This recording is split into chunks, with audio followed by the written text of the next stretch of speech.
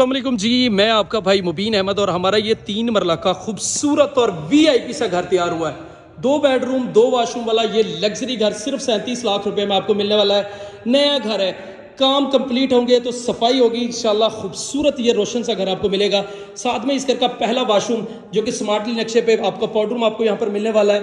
Garage से सीढ़ियाँ first floor separate, इसके अलावा आपका खूबसूरत सा किचन तैयार किया जा रहा है। कैबिन यहाँ पर कंप्लीट होंगे। ये साथ में इस घर का मास्टर साइज का बेडरूम और खूबसूरत सी वॉल डिजाइनिंग। जब ये घर कंप्लीट होगा आपको इस घर का नक्शा देखने वाला मिलेगा।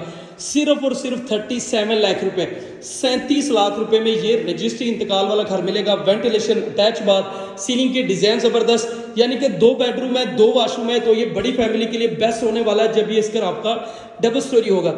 और गीजर वाली वायरिंग है, मोटर आपको लगी हुई है। New green city housing society, गजुमता, आलू वाला रोड, लाहौर इस घर की लोकेशन है। बाकी मजीद डिटेल के लिए दिए गए नंबर पर रब्ता करें और फ़ोन पर, और चैनल को सब्सक्राइब करें।